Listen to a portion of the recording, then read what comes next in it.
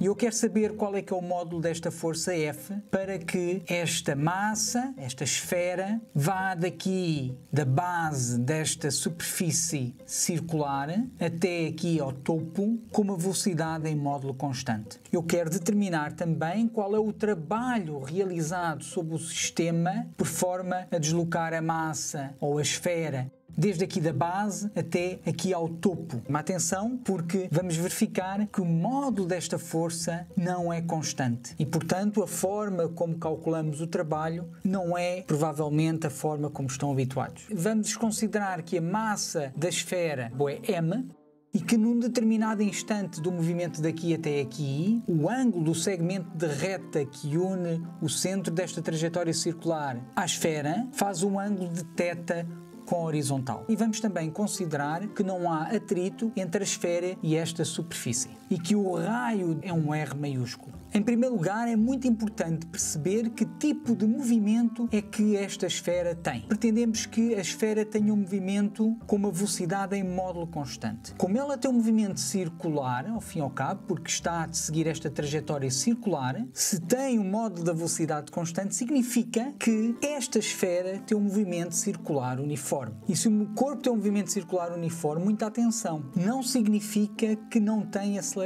Como o corpo muda de direção, obrigatoriamente tem aceleração. Mas agora, como é um movimento circular uniforme, como o módulo da velocidade não varia, a aceleração que o corpo vai ter só pode ter uma componente na direção perpendicular à sua trajetória. Isto é, a aceleração que o corpo vai ter neste instante vai ter que ter a direção radial. E isso vai acontecer para qualquer ponto da sua trajetória. Isto significa que a resultante das forças, portanto o somatório de todas essas forças, terá que ser um vetor que tem a direção radial e aponta para o centro da trajetória circular. Então vamos ver quais é que são as forças aplicadas aqui à esfera. Vamos começar pelas forças de contacto. Como a esfera está a ser puxada pelo fio, há uma força que está a ser exercida na esfera pelo fio. Nós vamos considerar a esfera um ponto material e, por isso, neste instante, a força que o fio exerce na esfera é sempre tangente à sua trajetória e, por isso, isto é a força que o fio exerce na esfera. Como vamos também considerar que isto é um fio ideal, isto é, que não tem massa e que é inextensível, isso significa que a tensão em todos os pontos do fio é a mesma. Isso implica que o módulo desta força F é igual ao módulo desta força FE. Como não há atrito entre a superfície e a esfera, a força que a superfície exerce na esfera é perpendicular às duas superfícies em contacto, isto é, vai ser radial.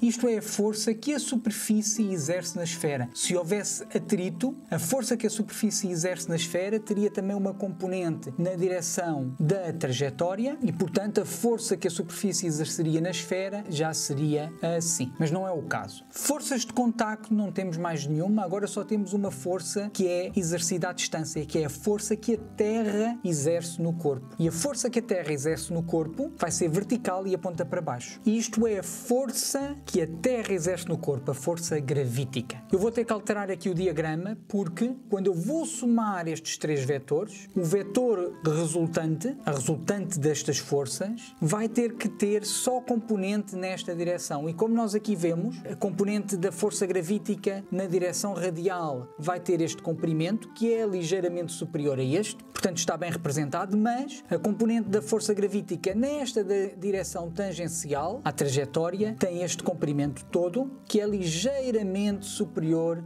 a esta seta que eu aqui desenhei, a este vetor que eu aqui desenhei. E por isso eu vou desenhar esta seta correspondente à força que o fio exerce sobre a esfera ligeiramente mais comprida. Isto é, com uma maior intensidade para ficar tudo como deve ser. Agora então é muito simples. Nós sabemos, através da segunda lei de Newton, que a soma de todos estes vetores vai ser igual à massa do corpo vezes a aceleração que o corpo vai adquirir. Nós, ao fim e ao cabo, queremos que esta aceleração seja só a aceleração radial ou centrípeta, porque aponta para o centro da trajetória. Portanto, esta aceleração só vai ter componente nesta direção radial. Se eu então escolher um referencial em que isto é a direção tangencial, e esta é a direção normal, quando eu vou projetar cada um destes vetores, representar cada um destes vetores, ou escrever as componentes de cada um destes vetores em cada uma destas direções, nós vamos obter então, na direção tangencial, esta força é a força que o fio exerce na esfera, projeta-se totalmente na direção tangencial e no sentido positivo, portanto, isto vai resultar aqui no FE. Esta força só tem componente na direção perpendicular a esta, portanto, não se vai projetar nessa direção, e esta vai ter uma projeção aqui, lembrar que este ângulo é θ, vai ter uma projeção aqui que corresponde nesta direção. Para já é uma projeção no sentido negativo, portanto ficamos aqui com menos, e o quanto se projeta é FG, que ao fim e ao cabo é mg, não é? O módulo de FG é mg, cosseno de θ. A aceleração não tem componente nenhuma segundo esta direção, só segundo esta, e portanto este vetor não tem qualquer projeção aqui, ficamos aqui com 0. Só para completar, na direção normal, ao fim e ao cabo nós só vamos precisar desta expressão para saber qual é que é o módulo desta força, que ao fim e ao cabo é o módulo desta em qualquer instante, mas só para completar vamos ver como é que cada um destes vetores se projetaria na direção normal. O FE não tem qualquer projeção nesta direção normal. O FSE, a força que a superfície exerce na esfera, projeta-se totalmente no sentido positivo, portanto seria mais. FG tem uma projeção no sentido negativo e agora é menos mg seno de θ. E a aceleração projeta-se totalmente nesta direção no sentido negativo, porque é contrário ao sentido que nós estabelecemos como positivo. Portanto fica menos m.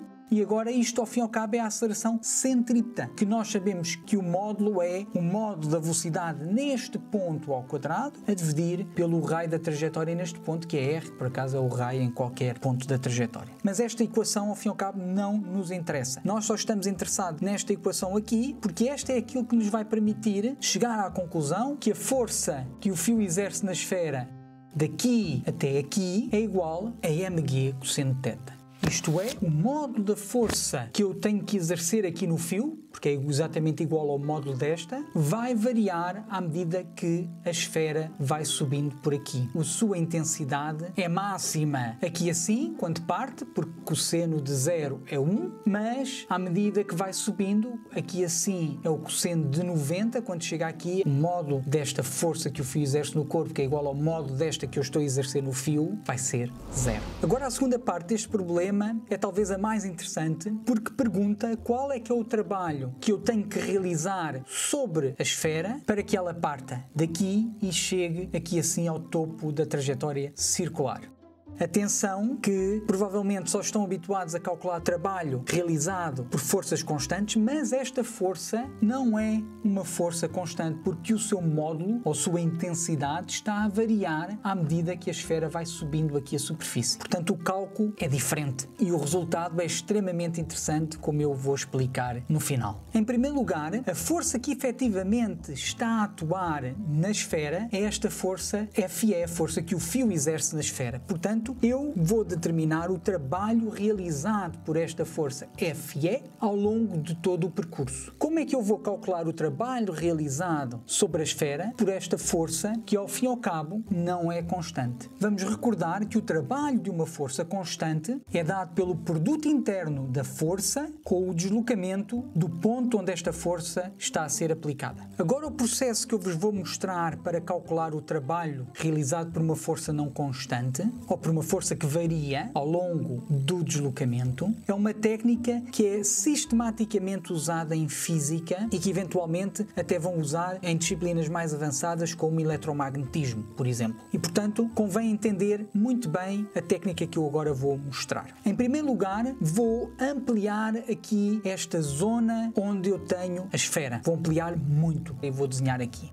O que eu acabei de desenhar é um deslocamento desta esfera num intervalo de tempo muito pequeno. O deslocamento realiza-se num intervalo de tempo tão pequeno e é tão curto que o arco da trajetória que a esfera percorre confunde-se com um vetor que é perpendicular às duas direções radiais. E eu posso fazer isto porque, ao fim e ao cabo, eu posso diminuir este deslocamento tanto quanto eu quiser. Chama-se isto um deslocamento infinitesimal. E quando se dá esse deslocamento infinitesimal, o ângulo que o corpo percorre daqui até aqui, neste arco de circunferência, corresponde não a um θ, mas como é um deslocamento infinitesimal, vai corresponder a uma variação de ângulo dθ, uma variação também infinitesimal dθ. A força que está a atuar na esfera durante este deslocamento infinitesimal é a força que o fio exerce na esfera, que como este deslocamento é tão pequeno quanto eu quero, o ângulo que estes dois vetores fazem um com o outro é um ângulo de 0 graus. Se o ângulo que o segmento de reta da posição do corpo até ao centro da circunferência era θ, como isto é tão pequeno, como esta distância é infinitesimal, o módulo desta força corresponde a mg cosseno de θ. Isto é, daqui até aqui houve um incremento de mg cosseno de θ mais dθ. Mas o dθ é tão pequeno que nós vamos desprezá-lo. E, portanto, quando eu vou calcular o trabalho realizado por esta força, ao fim e ao cabo, eu posso considerar que o módulo desta força é constante durante este deslocamento infinitesimal. Mas se o deslocamento é infinitesimal, isso significa que o trabalho que está a ser realizado, eu tenho que também indicar que é um trabalho infinitesimal. Isto é, o trabalho realizado durante este deslocamento ds é um dw,